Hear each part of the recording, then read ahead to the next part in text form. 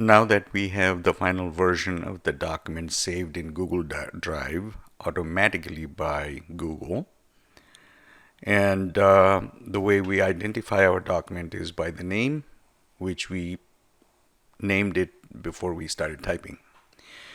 So it is already in the Google Drive. So if I create a new tab and then choose Google Drive,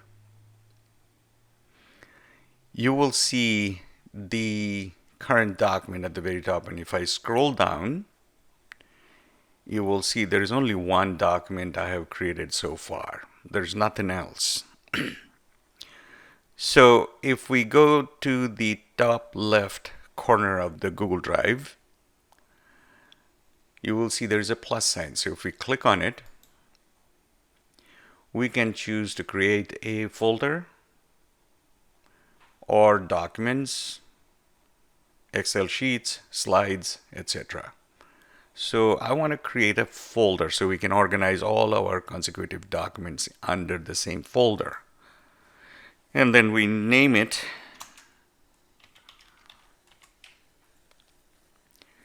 and here's the folder. So if we scroll down and grab the document by clicking and holding my mouse and put it inside the folder, you will see the document has disappeared from here. And if I double click, sure enough, in my Google Drive, my book, which is the folder, has this document. Let's go back to the root of the Google Drive by clicking on My Drive. As you can see, there is only one document, one folder. Obviously, that document is inside the folder. Now, if you have plenty of folders, plenty of documents, you can simply go here and start typing what you're looking for, and it'll find your document. So that is all for now. Hopefully, this was helpful.